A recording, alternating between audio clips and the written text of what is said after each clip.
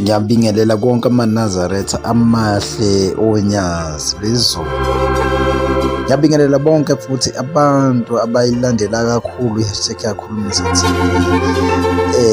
Inokuphila inayo yonke into. Nathi into engifuna ukukhuluma ngayo, ngifuna ukukhuluma ngoShembe oyingcwele, ngifuna ukukhuluma ngoShembe unyazi lwezulu, ngifuna ukukhuluma ngamakhosi asebuhlema amaNazaretha, ngifuna ukukhuluma ngomqalo wendlela langa lamalanga nyanga yezulu thela umkhosi wezinyanda sezulwini.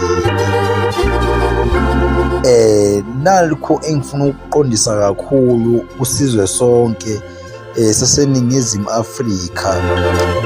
Ngithi nayo into engifuna ukuyisho ukuthi-ke asiyekeni ukubiza unyazo lwezulu ngenkosi. uShembe akasiyo inkosi. uShembe mawuzoqala phansi noma uhlale phansi wenabe masufunda ihlabelelo kumthandazo, yonke imithandazo uzokuthola lokho ukuthi-ke uShembe akazange beyinkosi, futhi uShembe akasiyo umprofethi. Khona lapho khona ihlabelelo akathi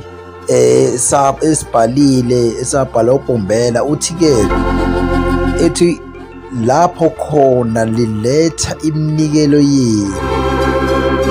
Yabo izindaba niletha iminikelo yenu, niletha kuphi?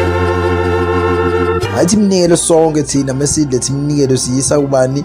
Unyazo lwezulu, uShembe. Uthi lapho khona niletha iminikelo yenu ngenjabulo kuJehova. Yayizwa uthi lapho khona siletha iminikelo yethu ngenjabulo kuJehova. Shuthi unyazo lwezulu uJehova. Lapho khona siletha iminikelo yethu ngenjabulo kuJehova uNkulunkulu uThixo wethu. Yayizwa masuke uthi umfalisa nenkosi, asiyinkosi lokhu uzana unyazo lwezulu. uNkulunkulu loyo, ungadidwa inyama oyibonayo. uShembe nje akazange beyinkosi futhi akazange bomprofethi. uShembe uNkulunkulu. Esincedile inkosi yaphuma ithema ithi qithi phansi reception yayisiyanyamalala. Uma sekusile bexoxa uthi umkakhe Sibusiso asibuyele emuva esibhedlela uyocheckwa ukuthi njengoba kunuka isikhumba kwanuka insimbi kwenzekeni kuwe. Uma befika esibhedlela bemcilonga odokotela bathola ukuthi inhliziyo eyenziwe ngezandla ayisekho, sekukhona inhliziyo yemvelo. Awasichaza kodwa sambile.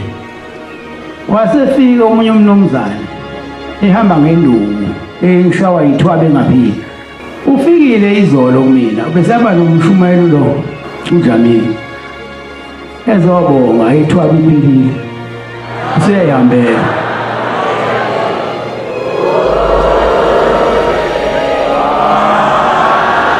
Abangazi ukuthi uShembe yini. Abathi hayi akulungile mawusaphethe uShembe yedwa ufuna ukuthakwa akasheshwa uShembe. Bese umuntu emthaka ikhubalwane elincane cha hayi. Ungamthaka uShembe.